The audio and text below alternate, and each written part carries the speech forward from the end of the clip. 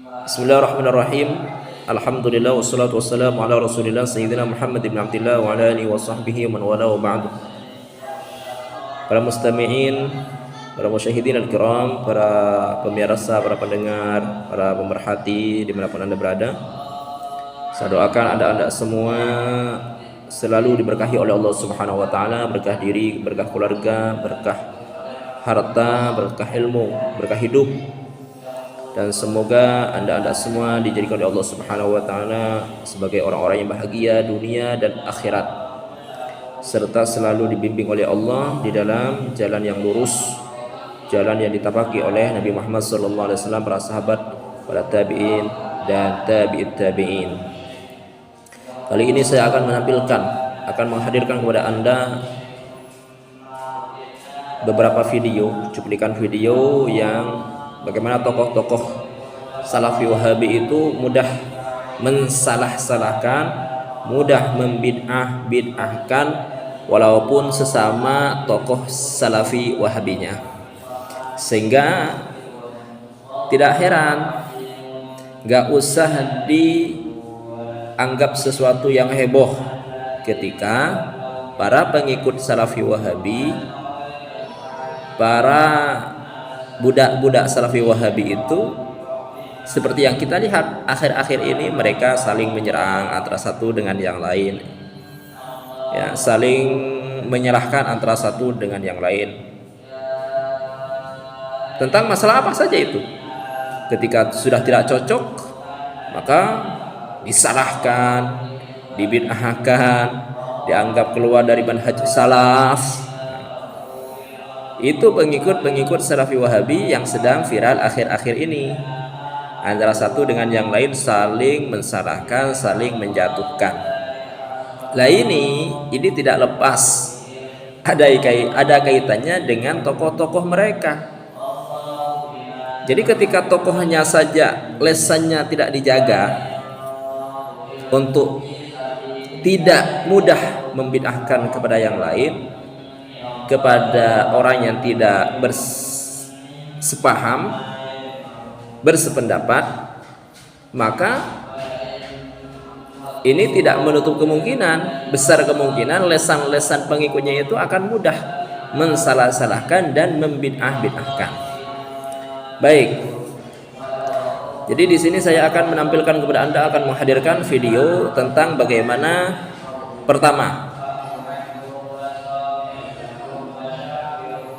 Pertama yaitu tentang seorang syekh bernama Albani. Dia itu membid'ahkan secara sesat, mengatakan bid'ah dolalah, bid'ah sesat.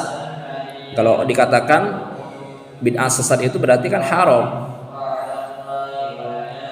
Mana Syekh Albani itu mengatakan bid'ah dolalah, bid'ah yang sesat, orang yang setelah bangun dari ruku kemudian mensedekapkan tangannya atau meletakkan tangannya di atas dadanya. Jadi ketika orang sholat, dia kemudian ruku, setelah bangun dari ruku untuk i'tidal bangun dari ruku, tangannya disedekapkan atau diletakkan di atas dadanya. Itu kata Albani, dia adalah melakukan bid'ah yang sesat. Ini kesalahan Albani, menyesatkan, mengatakan bid'ah sesat orang yang meletakkan atau yang berpendapat bahwa ketika bangun dari ruku maka tangannya itu bukan diirsal tapi diletakkan di atas dadanya, atau al-wada'. Maka kata Albani, ini adalah bid'ah dolalah, bid'ah yang sesat. Maka Albani itu tanpa ia sadari telah menyesatkan, sekali lagi telah menyesatkan Al-Imam Ahmad bin Hanbal. Karena kita ketahui bahwa Al-Imam Ahmad bin Hanbal itu imam yang empat, salah satu imam yang empat yang berpendapat apa? Yang berpendapat ketika seseorang bangun dari ruku, maka orang itu diberikan takhir, pemilihan, apakah dia mau irsal atau al-wada', apakah dia mau melepaskan tangannya atau meletakkan tangannya di atas dadanya. Maka ketika Albani mengatakan bid'ah dhalalah kepada mereka yang meletakkan tangannya pada saat mereka bangun dari ruku, Albani mengatakan bahwa mereka adalah bid'ah dhalalah, pelaku bid'ah dhalalah, maka secara disadari atau tak disadari Albani telah mengatakan Al-Imam Ahmad telah melakukan bid'ah dhalalah. Karena yang mengatakan bahwa ketika orang itu bangun dari ruku, maka di antara imam-imam yang empat itu yang mengatakan bahwa ketika orang itu bangun dari ruku maka tangannya disedekapkan adalah Al-Imam Ahmad itu sendiri. Jadi walaupun dalam permasalahan ini jumhur ulama Hanafiyah, Malikiyah, Syafi'iyah mengatakan bahwa hukumnya itu yang sunnah adalah irsal, tapi ada pendapatnya Imam Ahmad yang mengatakan seperti itu. Sehingga ketika Albani mengatakan bid'ah dhalalah kepada mereka yang mensedekapkan tangannya atau meletakkan tangannya di atas dadanya pada saat bangun dari ruku, maka tanpa ia sadari ataupun dia sadari, dia telah mengatakan bid'ah dhalalah kepada Imam Ahmad bin Hanbal. La haula wala quwwata illa billahil aliyyil azim. Jadi ini yang dikatakan pengikut salaf. Mestinya kalau tidak setuju itu ya sudah, gak usah ditambah dengan kata-kata bahwa hal itu adalah bid'ah dhalalah. Kalau tidak setuju diam saja. Kalau tidak sependapat, ya misalkan Anda mengikuti jumhur ulama yang mengatakan bahwa ketika bangun dari ruku tangannya itu dilepas, istilahnya diirsal tanpa diletakkan di atas dada, sudah. Jangan ditambah, wah itu yang meletakkan atau yang mensedekapkan tangannya adalah bid'ah dhalalah, bid'ah yang sesat. Enggak usah seperti itu. Kalau tidak setuju, tidak sepaham, enggak usah mengatakan kepada yang lain bid'ah dhalalah. Katanya Anda pengikut salaf. Kalau pengikut salaf, jaga lisan. Nah, ini buktinya kalau seorang tokoh salafi Wahabi tidak terbiasa menjaga lisannya dari mengatakan bid'ah, apalagi sesat kepada yang lain, maka murid-muridnya, jongos-jongosnya, budak-budaknya pun akan terbiasa lesannya untuk mensalah-salahkan atau membid'ahkan orang-orang yang tidak sepaham. Ya seperti sekarang yang terjadi ini, antara salafi satu dengan yang lain saling menyerang. Baik. Kemudian apa yang terjadi? Uniknya pendapat Albani ini dianggap bid'ah oleh Shalih Al-Fauzan. Jadi ketika Shalih Al-Fauzan ditanya bagaimana itu ada sebagian orang yang membid'ahkan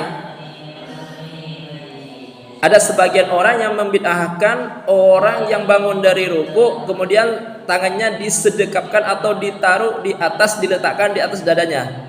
Maka Shalih Al-Fauzan mengatakan apa? Bahwa orang yang berpendapat bid'ah, orang yang berpendapat bid'ah kepada orang yang mensedekapkan tangannya pada saat bangun dari ruku, pada saat i'tidal, maka sebetulnya dialah yang bid'ah. Maka di sini jelas Albani membid'ahkan Al-Imam Ahmad bin Hanbal. Uniknya apa? Shalih Al-Fauzan membid'ahkan Albani yang mengatakan bid'ah kepada orang yang berpendapat atau kepada orang yang mensedekapkan tangannya pada saat bangun dari ruku. Jadi inilah ya bukti kalau tokoh-tokoh salafi itu saling membid'ahkan. Maka jangan heran kalau kita menyaksikan, melihat bagaimana murid-muridnya itu, para jongos-jongos mereka, budak-budak mereka, ya, saling cakar-cakaran, saling membid'ahkan, saling mensalah-salahkan seperti yang terjadi pada akhir-akhir ini. Di media sosial banyak itu berseliweran. Baik, kita akan tampilkan videonya tentang bahwa Albani itu berpendapat apa? Berpendapat bid'ah dolalah kepada mereka-mereka yang mensedekapkan tangannya atau meletakkan tangannya di atas dada mereka ketika mereka bangun dari ruku, yang kemudian pernyataan Albani ini dibid'ahkan oleh Shalih Al-Fauzan. Nanti saya juga akan tampilkan videonya. Jadi demikian, semoga Allah Subhanahu wa taala selalu membimbing kita, menjaga diri kita, terutama lisan kita, untuk tidak mudah mensalah-salahkan orang lain, tidak mudah menyesat-nyesatkan orang lain, apalagi sampai mensyirik-syirikan, mengkafir-kafirkan orang lain. Semoga Allah Subhanahu wa taala selalu menjaga diri kita, keluarga kita dari faham-faham dan aliran-aliran yang sesat dan menyesatkan.